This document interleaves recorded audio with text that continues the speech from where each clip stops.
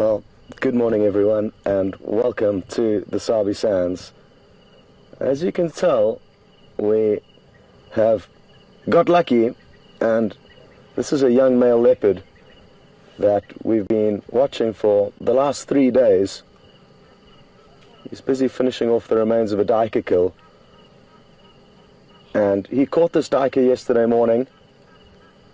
He was already full-bellied from a baboon that he had been feeding on for 2 days prior to this, and only started feeding on this kill, as far as we are aware, yesterday afternoon. And there's not much left. He could well finish the rest of this kill in this sitting, and then possibly go off to drink afterwards. Anyway, in the meantime, we've got this incredible opportunity to watch him feeding in the tree.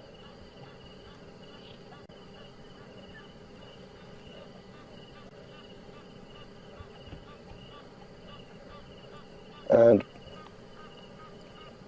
what a drive it was last night. For those of you who weren't tuned in, sadly you missed out. We had some incredible action, mainly from Brent's vehicle. He really had an incredible drive. He had a beautiful big male lion roaring, walking right up to his vehicle, as well as seeing a mating pair of leopards. They didn't actually mate while Brent was watching them, but there is a chance that they will be around this morning, and Brent is looking for them. So great prospects, because imagine if we got to share leopards mating with you, and Brent is trying to establish where they are. Now, something interesting happened last night. It rained, and it's not the rainy season now. The rainy season is our summer, which is kind of at its peak over November, December and January. And sadly this year we didn't get much rain, not nearly as much as we usually get in this area, so it's very dry, and grateful that we got a little bit of rain last night. It only started at around 3:30 in the morning, and it was nothing too serious, but at least there was a small downpour.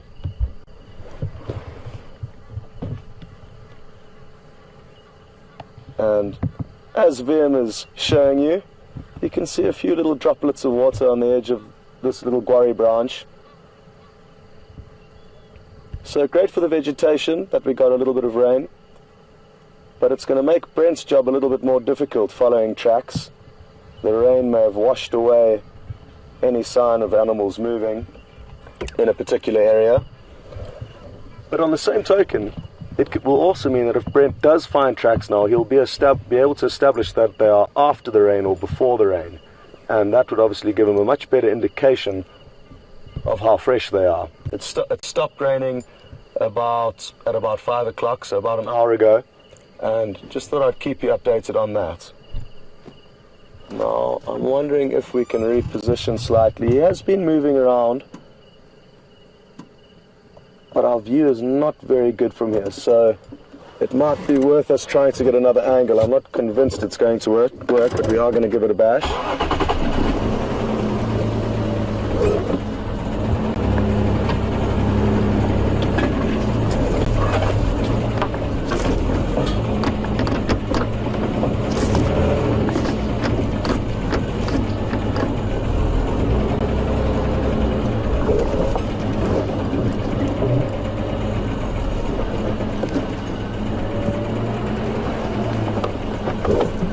Stations and updates on Kunyuma. He is on site off Twin Dams Road, finishing off the remains of this duiker kill.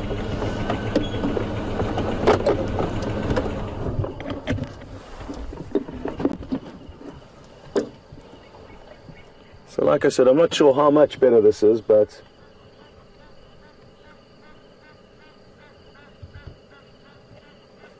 it is a tricky area to navigate through because we're on the edge of a riverbed.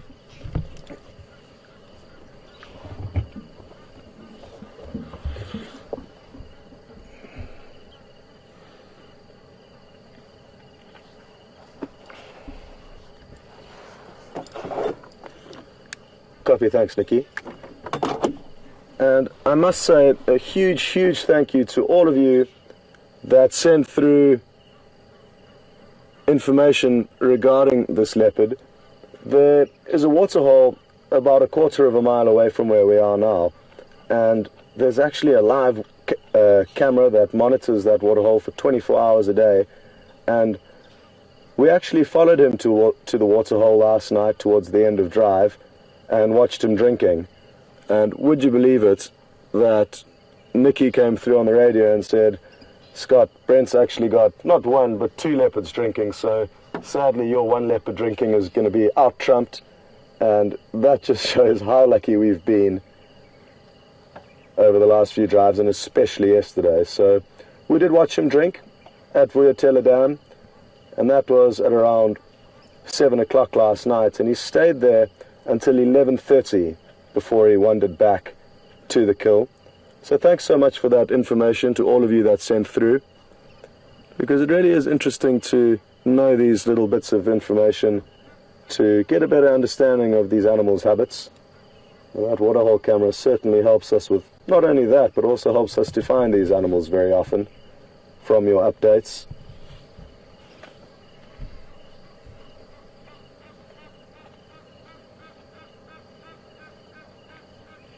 Now, with a small kill like this, it's a fully grown antelope, the duiker, but they're not very big, probably around 5 or 6 kilograms in weight. Possibly a little bit more than that, and I'm actually not sure of the exact weight. So I'm a bit rusty on the weight of a duiker, but I'm sure some of you are going to double check that, and feel free to send the information through to Nikki. Go ahead.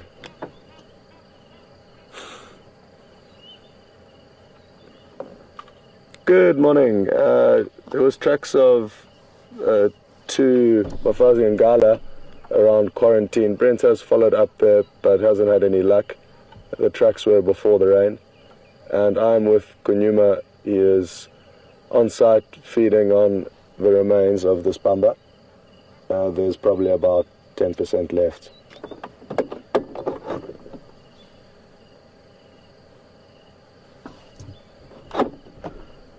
Copy. Have a good morning.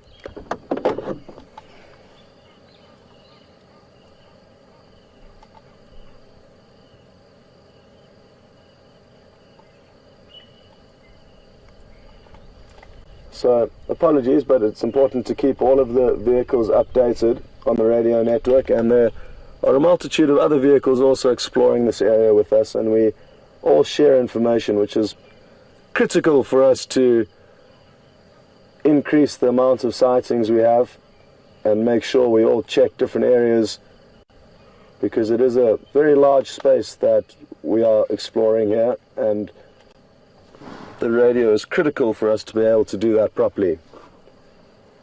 Now, as I was saying, this duiker that he's feeding on is a small antelope, and you'll notice the crunching. He will be able to consume probably this entire carcass, even the skull and the leg bones, because it is small enough for him to crunch through with his jaws. And you can probably hear the crunching. So very little will go to waste, and whatever little bits do drop down, I'm sure a hyena will sniff out this carcass and come and try and steal the little tidbits that do drop down to the ground. It's interesting, sometimes hyena find the kills and sometimes they don't, so it looks like right now he has got a hyena-free scenario, which certainly makes life easier for the leopard, but in the same breath there could well be a hyena just out of our visual, waiting below the tree.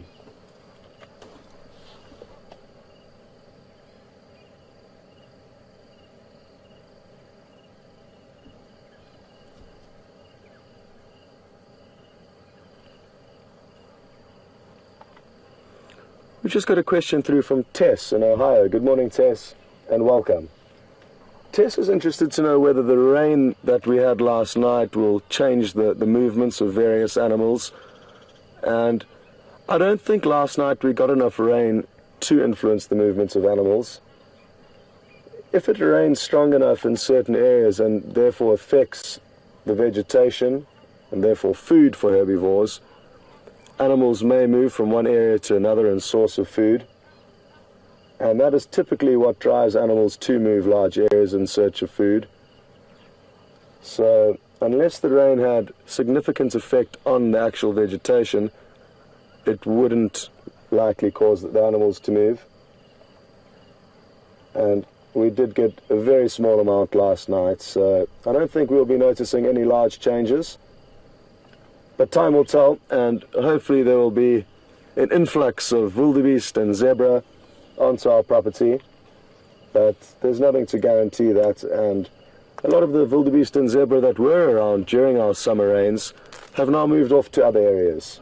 So there certainly are seasonal movements of the various animals, but it's mainly the herbivores.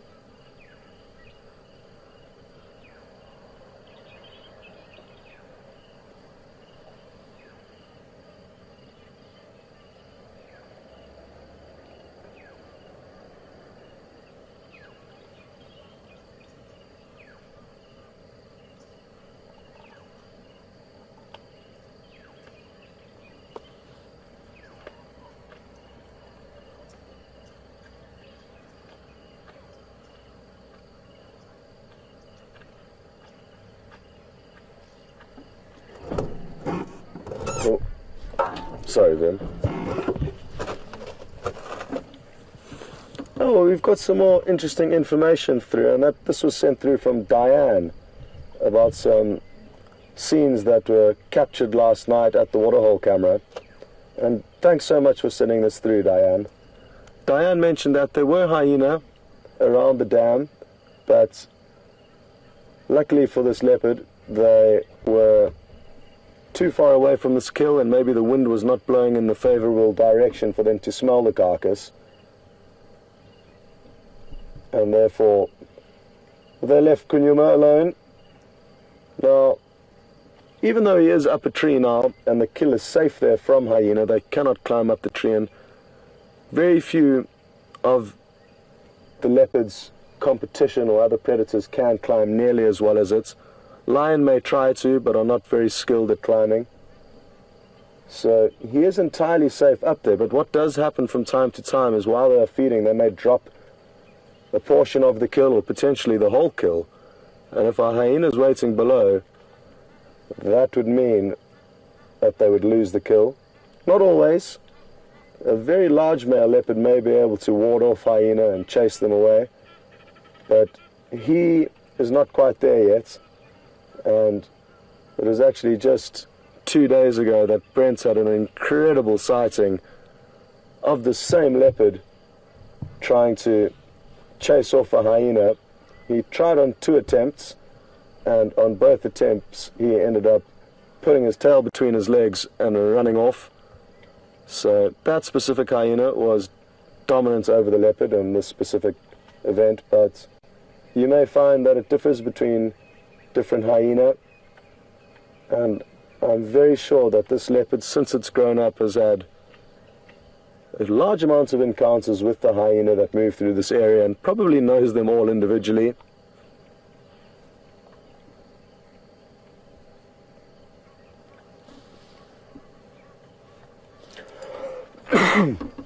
Excuse me. It's difficult to see because it is very thick, but you may notice how he uses the teeth towards the back of his mouth for the chewing, and it's not the long canines that he uses for feeding so much. That's more for relaxing and suffocating prey when they do catch them.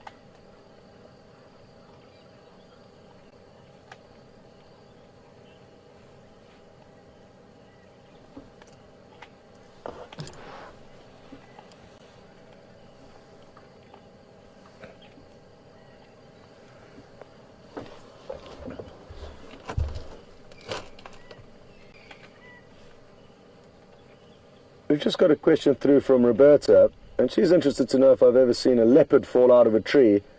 And no, I haven't. I've seen youngsters take some kind of tumbles as they are descending from the tree, but I've never seen one simply fall out. They've had kind of, I guess, some embarrassing descents back to the ground. It can sometimes be more difficult for them to go down than it is for them to go up. But I personally haven't. I'm guessing it could well have happened from time to time. But they are incredibly agile and will climb trees from as young as 2 months of age. They'll start to clamber up trees, and even from 3 months, when they start feeding on kills, they will be climbing up trees. And it's essential for them to be able to climb up trees from this young age, because so often at the kills are hyena and also other predators like lion. So if they can't climb, they will be killed, and therefore nature ensures that only the best tree climbing leopards survive.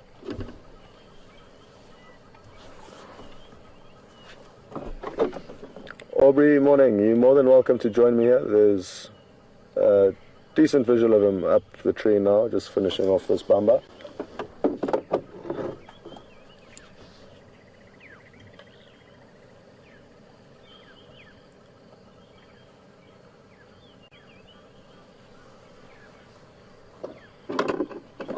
What I'm going to do is, because I know there's another vehicle approaching, and he's not too far away, I am going to just squeeze forward a little bit.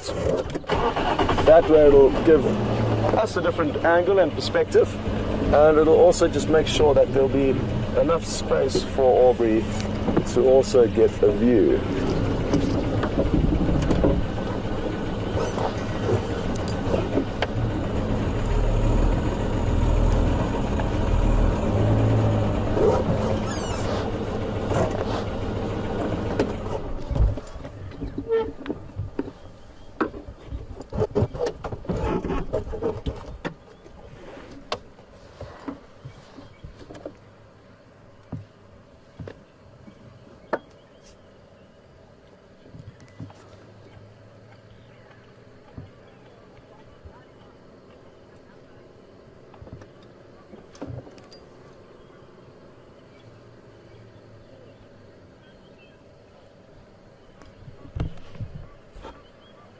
So just to keep you updated on Brent, on the other vehicle, he hasn't had any luck yet finding tracks of the mating pair. But one thing I can tell you is that when Brent has a plan in mind, he will stick to it until he finishes with his goal in mind. So you got nothing to worry about. He is searching thoroughly for the mating leopard, and wouldn't it be wonderful if he found them? I don't know the female leopard. I don't very well, and we've actually never seen her on this property. That's not to say she hasn't been here before, but she typically does spend more time further to the south of us, I'm told. But the male that she was seen with was actually this leopard's father in all likelihood, a beautiful big male leopard called Mvula.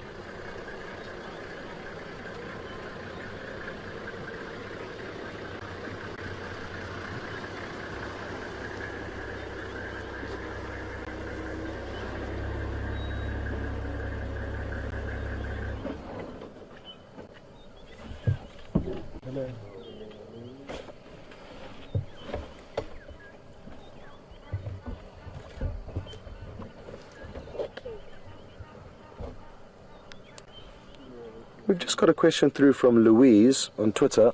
Good morning, Louise, and welcome. Louise is interested to know, how soon will it be before he makes his next kill? And it's great that you've asked that question, because I've got a very fresh story that pops to mind that will give you an idea. Oh, you just dropped a little piece. I'm just going to listen carefully, because if there was a hyena down below the tree, and there's quite a steep bank that we can't see down, we could well have heard some rustling then. So, judging by that, it doesn't appear that there is a hyena on site.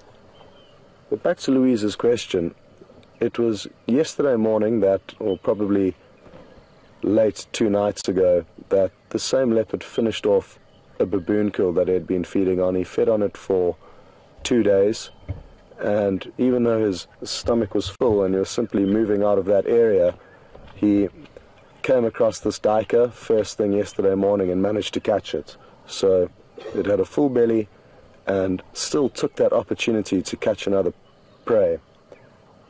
And leopards will do this, and so will most predators. Any opportunity that they could get will take to acquire, because there will be some periods where they may go for days, even a week, without food. Good question though, but they will even in some situations have one tree up a kill, just like this, and they might head off to water just as he did last night, and on their way to drink they could come across another prey item, kill it, put it up another tree, and then have 2 different kills in 2 different trees at the same time. So they will kill as much as they can when they can.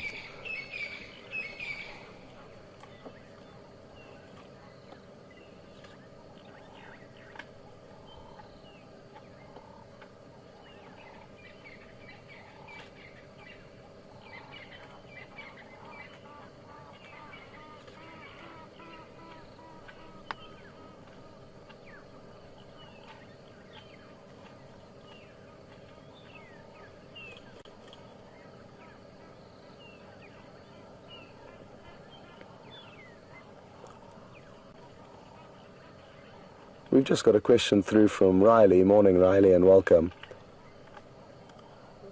I guess Riley's question has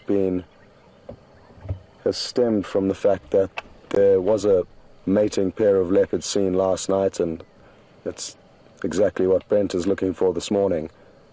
And Riley's interested to know, when will it be this leopard's chance to mate? How old will he be? When in all likelihood would it start? It fluctuates greatly depending on the individual leopard and how lucky it is in acquiring its territory, and also how quickly it matures. Just like humans, animals also mature at slightly different stages. So it's hard to pinpoint it, but anywhere from 5 years of age would be a likely age. So another 3 years for him before he is likely to mate, but he may well try his luck before then, or he may be chased from one territory to the next, unable to acquire his own for longer than that. So we'll just have to monitor him closely and hope that he doesn't leave this property, which he in all likelihood will. But he could well head to other reserves within the Sabi Sands, and it's incredible how closely monitored these leopards are throughout their lives. And a lot of them even have Facebook pages, so if you log on to the different leopards' Facebook pages, not only in this reserve but in different reserves across Africa, you can get some really interesting insights into their lives and information such as this Riley, when he will mate for his first time. That may be revealed in probably 3 years, I'm guessing.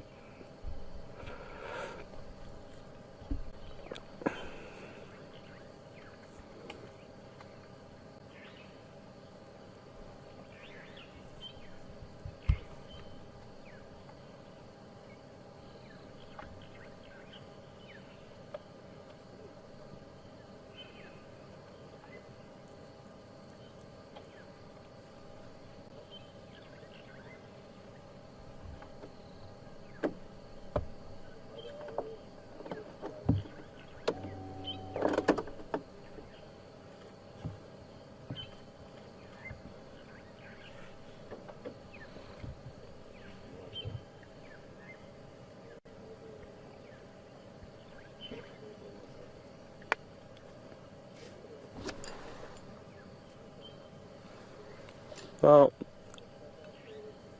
Nikki's just let me know that there's a lot of viewers that are showing concern as to the leopard's well-being from last night. And just to recap for those of you who weren't watching last night, Brent's had a great sighting of 2 leopards that were seen mating, but sadly not while Brent was broadcasting with them. And this mating pair of leopards were in a certain area that two lionesses moved into and came very close to the leopards. And at that point, the vehicles in the sighting decided to leave so that they would not interfere with the sighting in any way. Now, at night, with the spotlights, obviously, if you illuminate one animal, you may make it easier for the other animal that's approaching from the shadows to see. And also, probably more importantly than that, is if you're driving around, you may muffle the approach of one predator moving towards another, and it was the lions that were moving towards the leopard.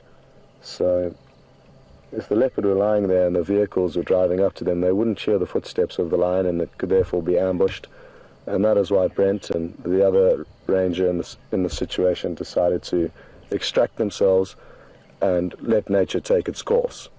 Now, those two leopards were both fully grown adults and would have come across occurrences, and I'd find it highly unlikely that they would have got themselves into any trouble. They would have spent their life from little cubs up till now evading lions and leopards, lions and hyena. So the chance of them being harmed last night is very, very slim, and I'm confident that they have got nothing to worry about.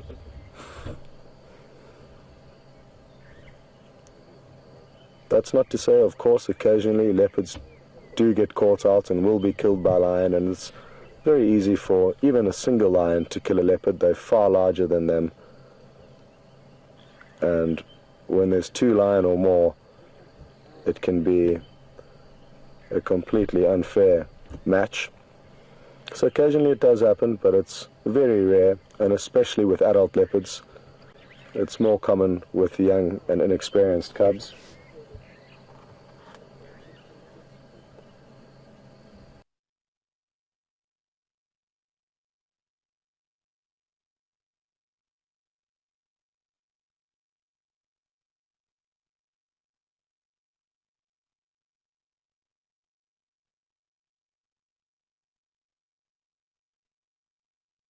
Notice the marula fruits on the left has not got two cavities, and if I turn it around, you'll notice it's still intact. So what would happen is, or what would have happened is, this marula fruits on the left would have been found by a tree squirrel, which we were just looking at earlier. Who knows, possibly even the same one we were looking at, it was very close by.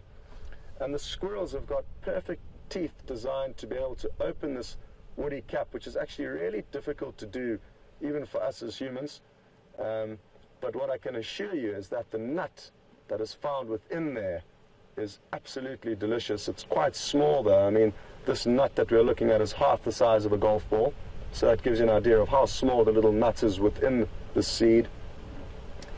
But the closest nut that I can relate to is a macadamia nut. It's got a very similar texture to a macadamia nut, and it's also very rich and oily, but a very tasty nut that the tree squirrels will harvest. So you often do find squirrels digging through old piles of elephant dung, hoping to find a marula seed jackpot. So this one could potentially, if we planted this one would grow, because it's still got the nut inside, which would germinate, whereas this one on the left has been caught short and become a meal for a tree squirrel. So just to give you an idea of the size of the nut, I'm going to pick it up and hold it up next to my face just so that you've got an idea of how big it is. And there we go. It's really small and also difficult to, because the seeds are quite long and thin within these small holes. It's not a nut that you can crack open easily without damaging the nuts or seed. So the best way to do it is to try and pry this little cap off with a knife, but often when doing so the knife slides into your finger. So I have nipped my finger a few times trying to access these delicious nuts, and it's not easy to harvest. If it was an easier nut to harvest, I'm fairly certain that they would be eaten across the world. But there are certain places, especially in this area, which is kind of the home of the marula tree, the low veldt of South Africa. It's one of the best areas for them to grow. But you can buy them from some of the little local shops here, but it's on a very small scale and not commercial. Now, something else that's interesting about the fruit from this tree, and not so much the nut or seed inside, is that the fruity layer around this nut is harvested to make a delicious liqueur. Now, if you haven't tried a liqueur called Amarula, which I know is available internationally, do yourself a favor and go and get a bottle. It really is tasty, and I guess it's kind of similar to Bailey's, which is also a very well-known liqueur around the world. So there is a delicious liqueur made from this tree that we enjoy. The squirrels enjoy the seeds, the elephants enjoy the fruits, as well as a wide variety of other animals that also feed on the fruits. The fruit themselves, I guess I should tell you about, and the fruits in this specific season, they started to drop in January, and elephants would literally be running from tree to tree. It was really exciting to see. And on my last drive at the end of January, we were spoiled with an incredible sighting of elephants feeding all around us from marula tree to marula tree. And the fruit itself is very, very high in vitamin C, more so than that of an orange. And it's also tasty, but the taste does depend on the tree from which the fruit has fallen. No different to any fruit, I guess. You get some tasty oranges and some not so tasty oranges, and it's applicable for all fruits. But when you do find a good one, it's a very sweet and refreshing liquid that goes into your mouth.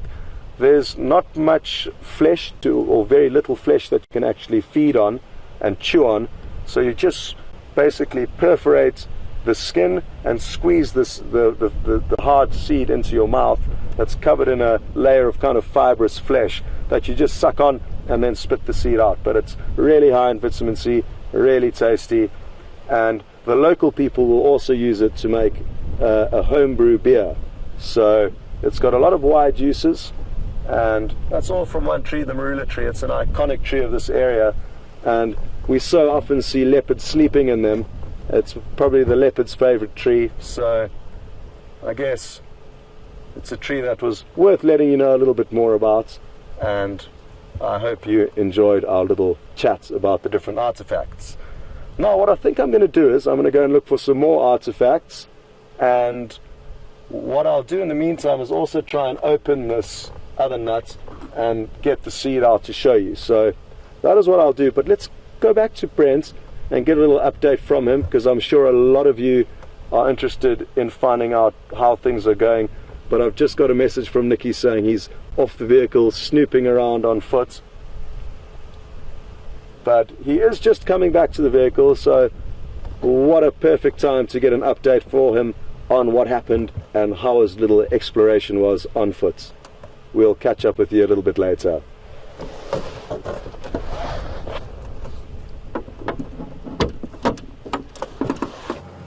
Welcome back, guys. We're still standing by. Yes, leopards are giving us a bit of a difficult time. So we're just waiting. Still confident we're going to find them.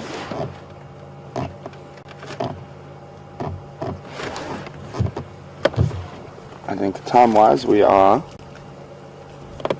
about 7 minutes off the 15-minute mark. But they've been constantly moving north.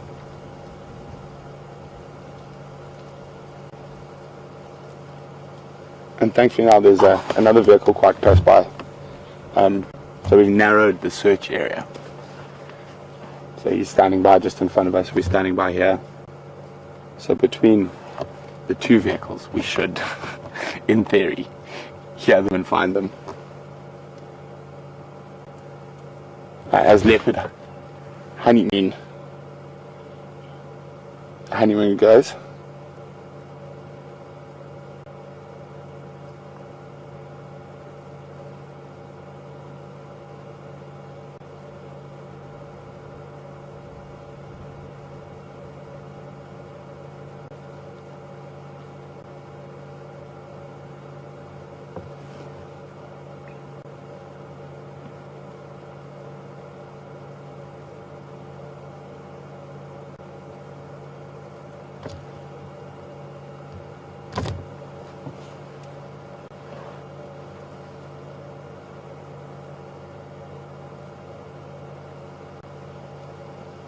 So they have chosen a very thick area, which has made it more difficult to try to find them.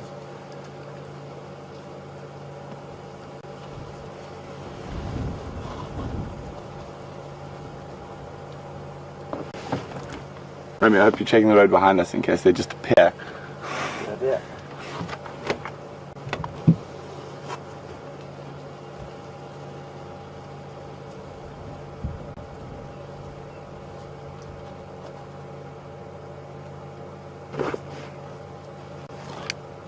We can, just not too many. There's another vehicle listening as well, so I'm not by myself anymore, which makes it a bit easier.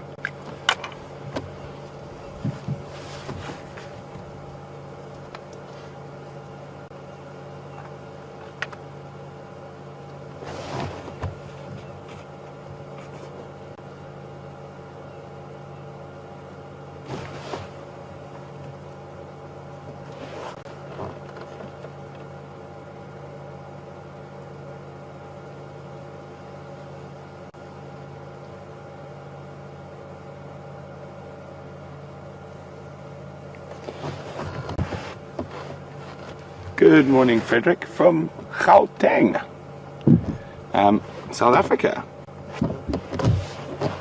Frederick would like to know how large our Travis area is that we work in.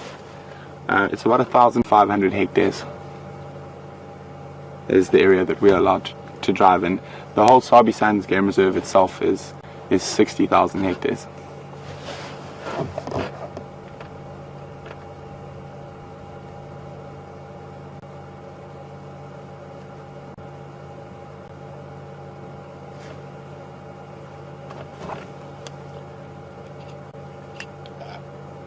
Mumba.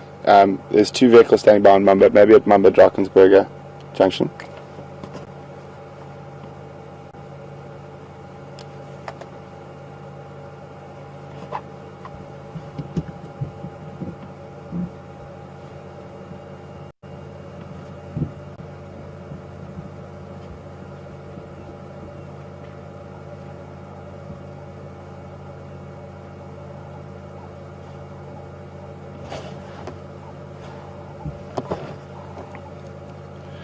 There's two vehicles standing by on Mumba at the moment. Battery is quite a long way away. It's, I don't know, maybe it depends which side you're coming on. Are you coming from the Mawati or from Chitakap line?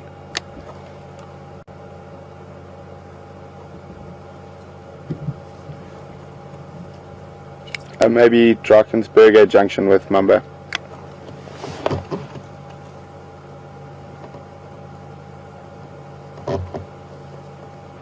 So apparently a lot of people are wondering what would happen if another leopard would happen to bump into these leopards while they're mating.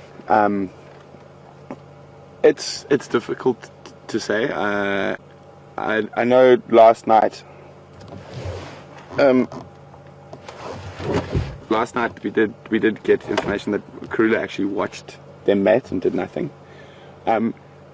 In that case, if Karula was an estrus though, she might start. I have seen female leopards fight while both mating with the same male, but that is very unusual. But I think mostly that they would probably watch and try move away or avoid. But every situation is different, so you can never actually predict what's going to happen in those situations. You can speculate.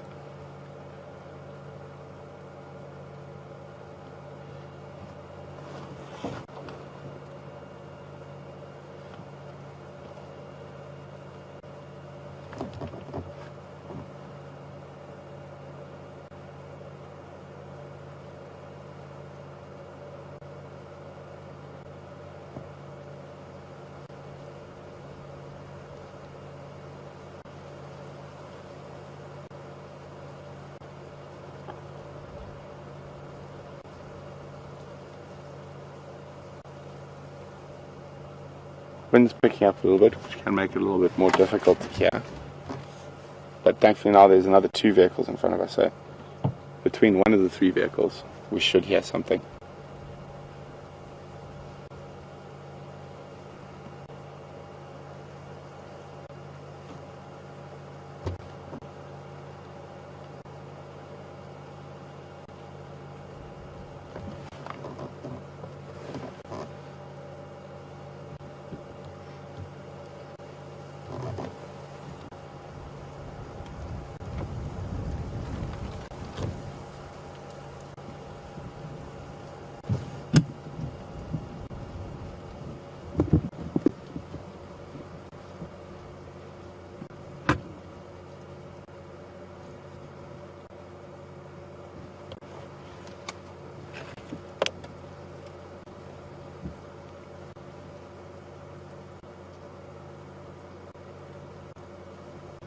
We're getting about to that right time again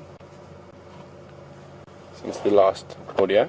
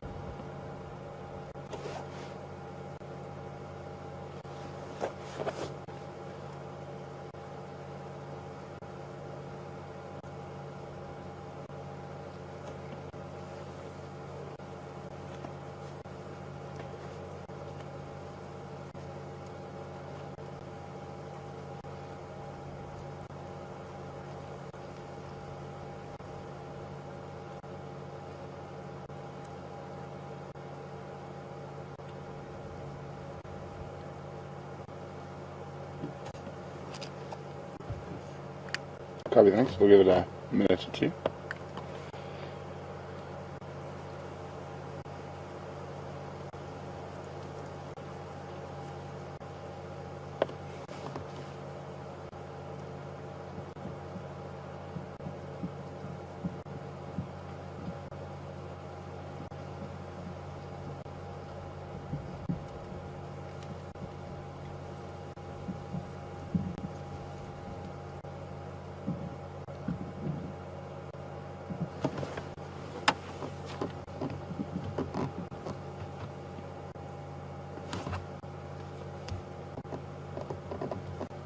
Aubrey, did you get that audio?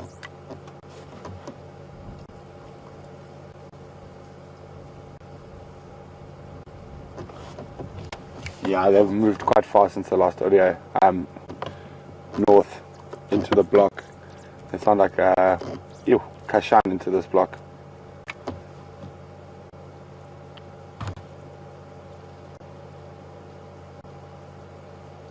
So we heard them again, but they are moving north. I'm trying to think now what's going to be our best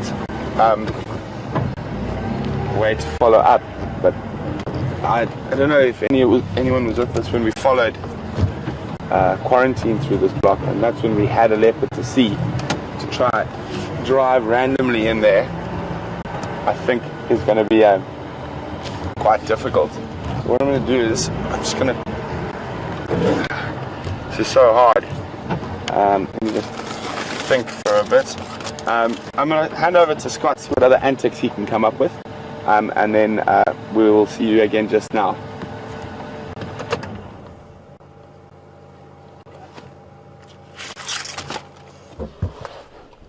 Welcome back, and I have managed to pry open the little cap into this marula fruit, and I've left it in place just so you can see exactly how well it fits in there. And now I'm going to slowly just pop it out, or at least attempt to. I'll just use my finger. There we go. So now you can see the nut within and the small little cap that fits perfectly in there to keep that nut in place. And I've just got a thorn from an acacia tree now that I'm going to use to help me get this nut out. Now there's no easy way to do it, and it is so thin and narrow, but there you can see some of the flesh of this nut, and I'm going to try and fish a little bit more out so I can at least have a decent mouthful, but I don't have the correct tool for the job. I've just improvised with this acacia. So I'm now going to plonk this into my mouth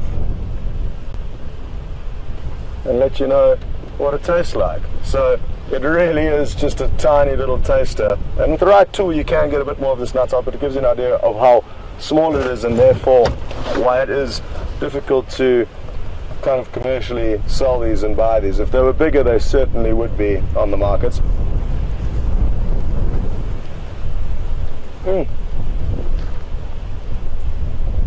But it really is delicious, and again, the closest nut that I can relate it to is a macadamia nut. And isn't that an interesting thought, to feed on a seed that you know has been picked up by a trunk of an elephant, popped into its mouth, gone through its digestive system, and then lay on a road for a few months before I've had the starter to my breakfast this morning. Now, something else interesting that we found, I've just got it wedged in by the steering wheel here,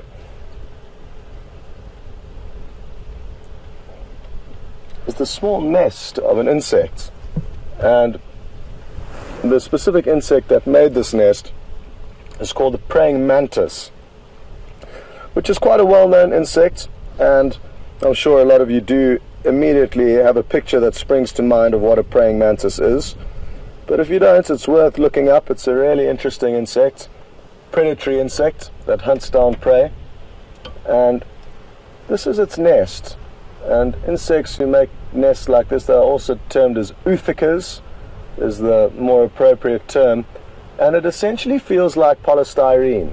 So it's a very polystyrene-like substance, and the female praying mantis would have laid this nest and in amongst this polystyrene-like foam that obviously hardens to turn into this. It comes out as softer, almost liquid foam, and then solidifies into this polystyrene-like substance. And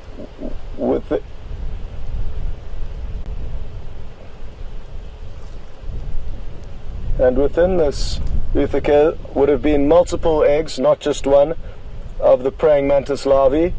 And just interesting to know what these little foamy structures are that we find on a lot of the plants when we are walking about here.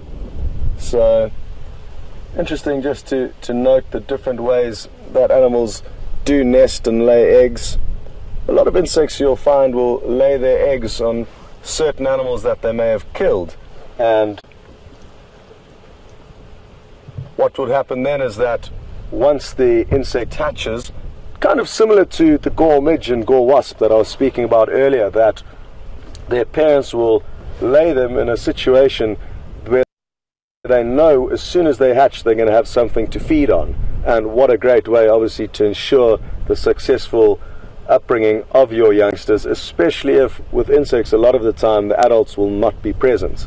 So this is not the case with this specific plant. What you may find is that praying mantises may choose specific plants where they may know that there will be prey species for their young when they hatch. So maybe this specific plant attracts small insects that would allow their baby praying mantis to feed on. But you also get other insects that will catch and kill animals, like spiders, for example, lay their eggs inside them, and then again, once they hatch, the youngsters will have a larder of food to feed on to get them going in the right direction. Well, that's about that from me, and thankfully I got to the marula nut without cutting my finger. I took my time and made sure I didn't make a slip up, but maybe we can cut back to Brent and get another update on how he's doing over there.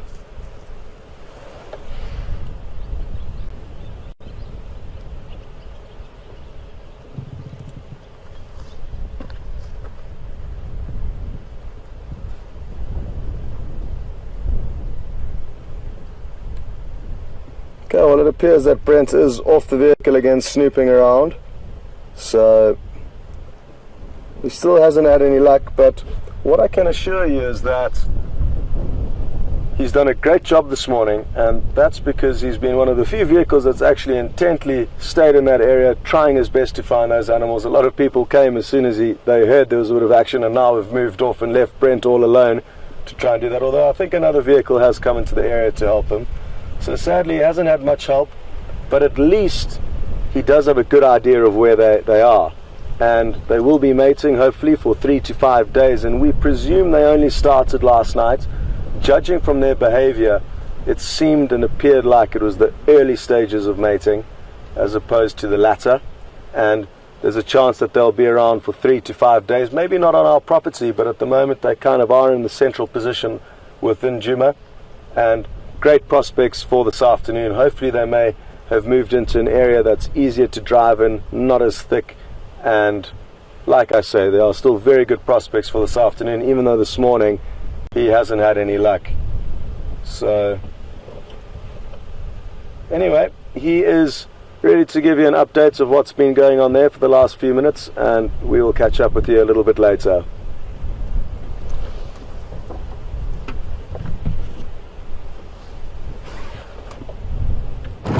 Welcome back. We've gone around in the mall, in the drainage line, and we're going to come sit on Bateleur Road, where their general direction is, would be my guess. But unfortunately this is one of the largest blocks on Juma with no roads or anything in it. So we're just going to stand by. On a positive note, they are heading north rather than south. So they're literally heading into the center of our Travis area, which is good for us, because if we don't have any luck this morning, there's a very, very high probability we're going to be able to find them this afternoon.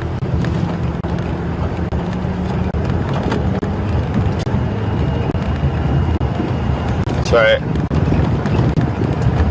as I've said before, a lot of tracking is guesswork, and my guess is they'll probably be around opposite us in this sort of next 100 meters. I'm going to find a spot where we can face the direction. Also, the wind is coming towards us here, which is good, which means that we're going to be able to hear them more clearly. It was on the other side, the wind was going away for us, so we weren't able to hear them as clearly. We're just going to stand by here.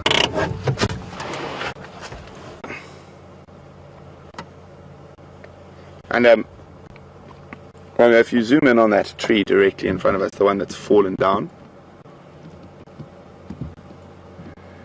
In the meantime, I'll give you guys some homework while we sit and wait. Who can tell me which tree that is? Send your answers to questions@wildearth.tv, or just use the hashtag Safari Live on Twitter. And then, let me just have a look. Is there one standing? Sort of, but that's a bit of an old one. I think it's easy enough from that. We're just going to stand here. We don't want to move in case those leopards make a noise. So the last one was about 10 minutes ago. So we are getting towards that time again.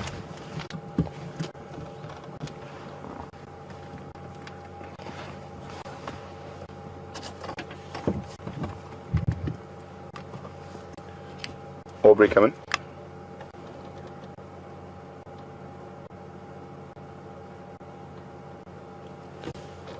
Orbs, I've done the Moati and I'm now probably 500 meters to the east of the junction, on Bateleur from the junction with Moati, and I'm just standing by next to the road.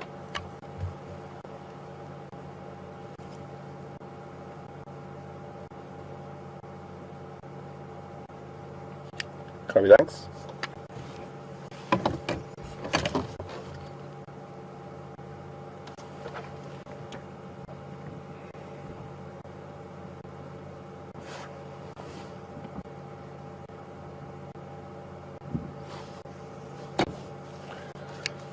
We're just standing by on Bateleur now, waiting for further audio, but they were literally, my guess is, in the middle between the two roads and between Drakensberger and the drainage.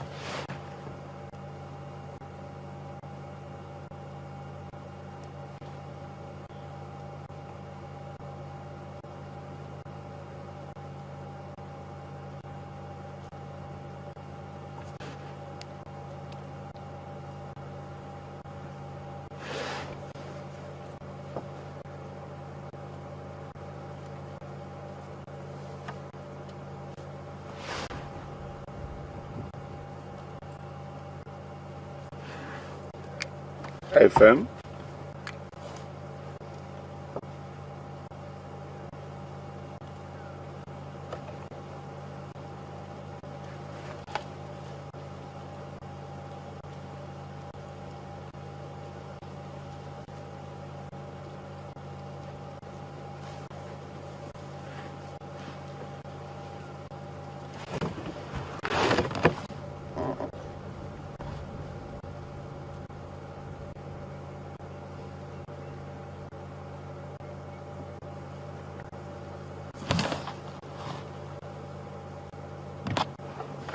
Next, I'm just going to take my earpiece out for a little bit.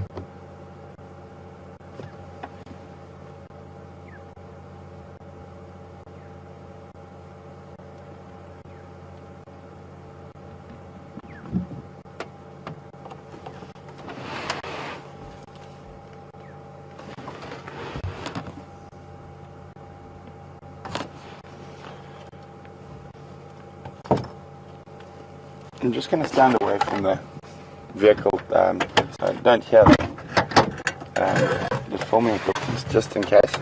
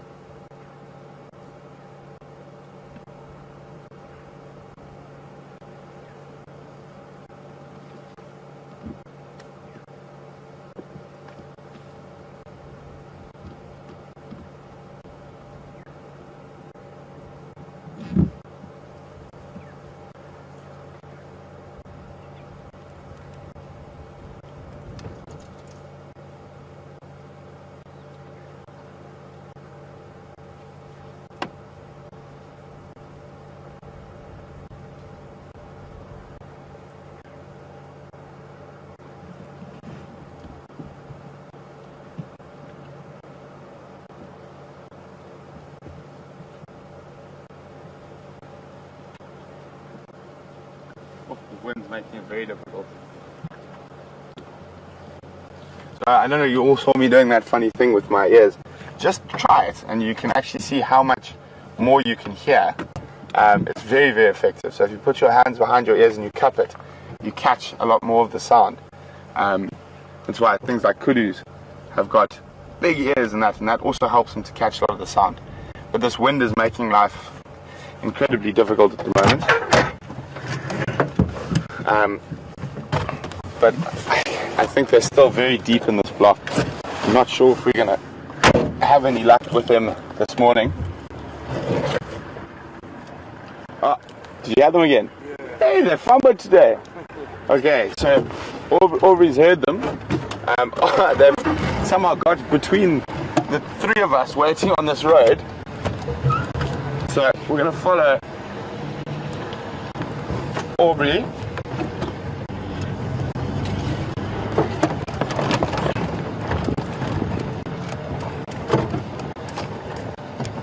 Next couch.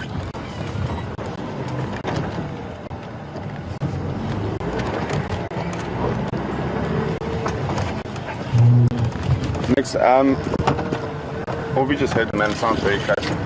So we will, I think, extend for a little while just to see what happens.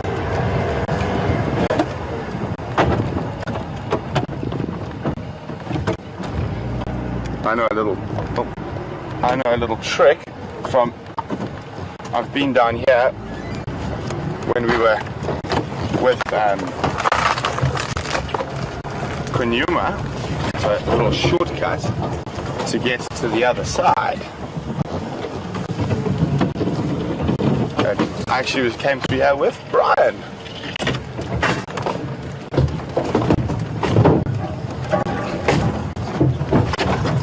You can actually still see our tracks. You watch the aerial there. Here we go. So, a sneaky maneuver, but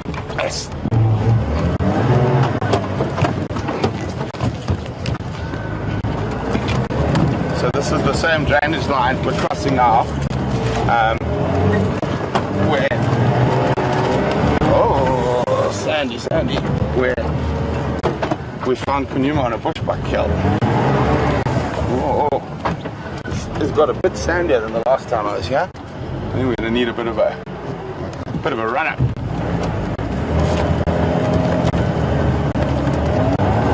Oh. Okay, third time's the charm. Or not. Just try a different angle.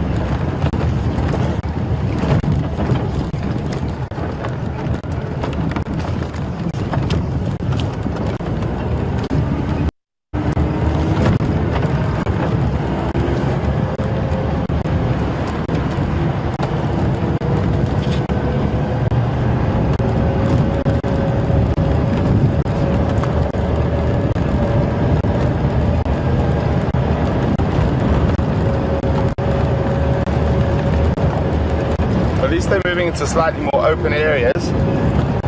Sorry about the speeding, guys. We're just trying to get into this area as quick as possible.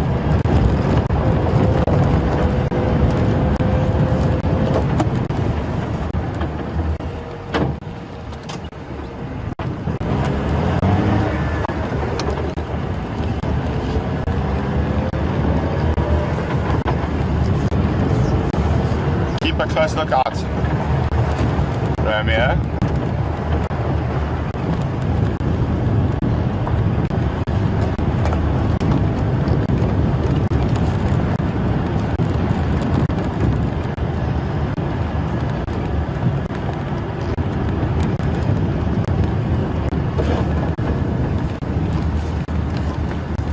Will we coming?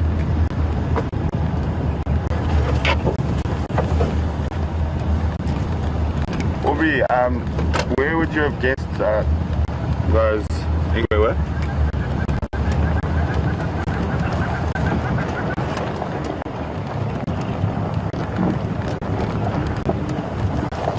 No firm, but how close to you think they were to Central Junction?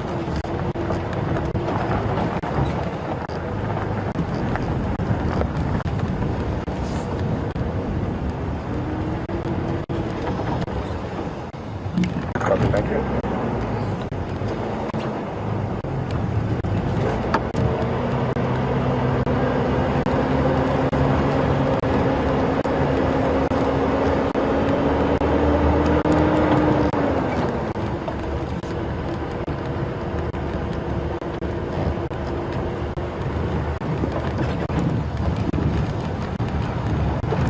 Copy, I will do.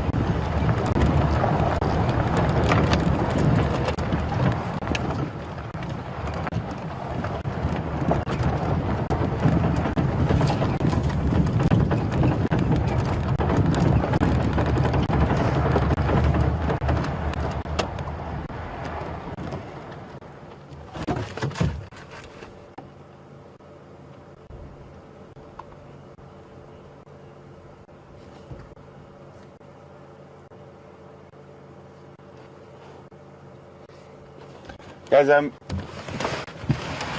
we're going to stay a little bit longer. Don't like giving up. So hopefully these leopards call quite close to where we are now.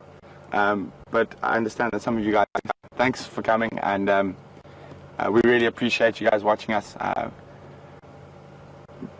those who are going to stay, we're going to stay probably till we hear the next vocalization, and if we don't find them from then, I think we'll try again this afternoon.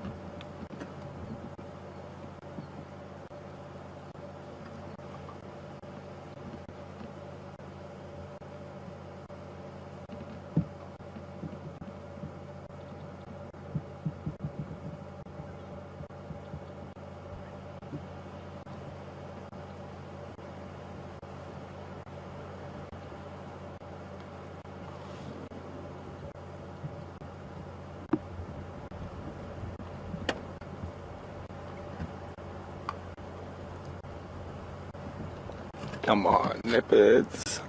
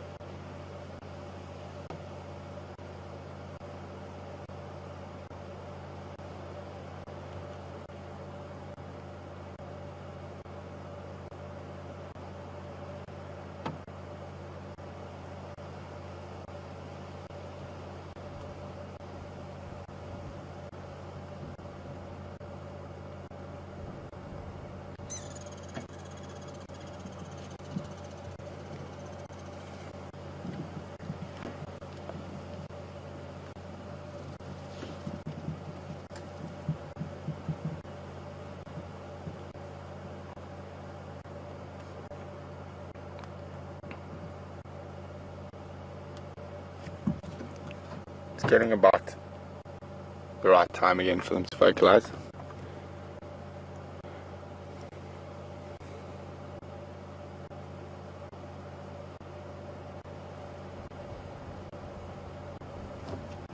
wind is picked up a lot. And make it a little bit more difficult. That's why we're being extra quiet.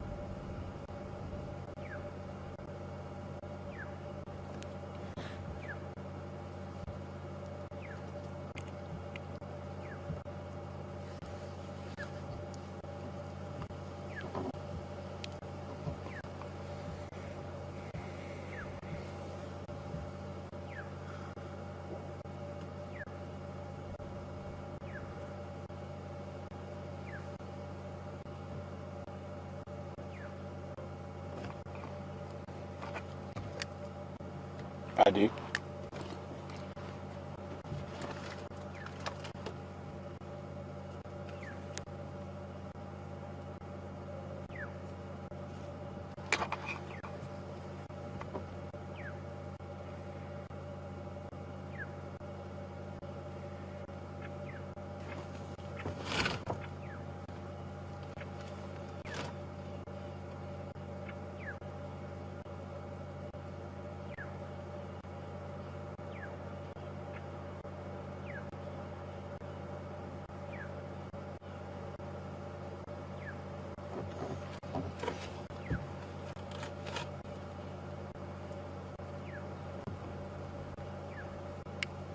Aubrey coming.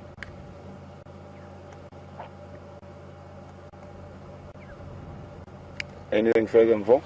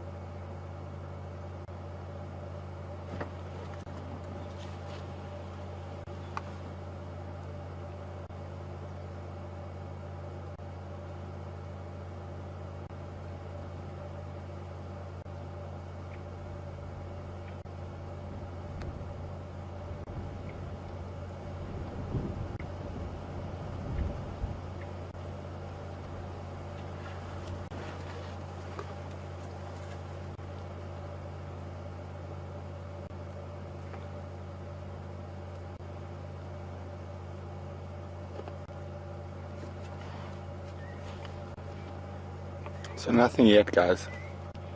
This is very frustrating.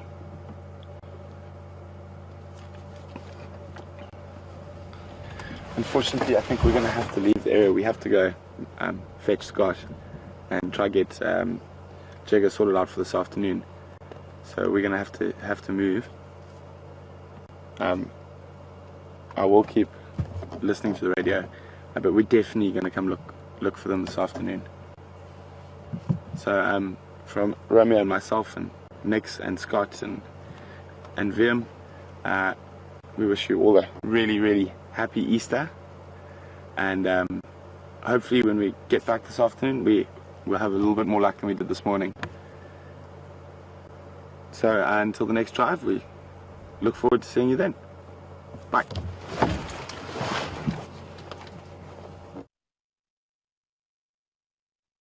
I don't know if I want to do this this early in the morning.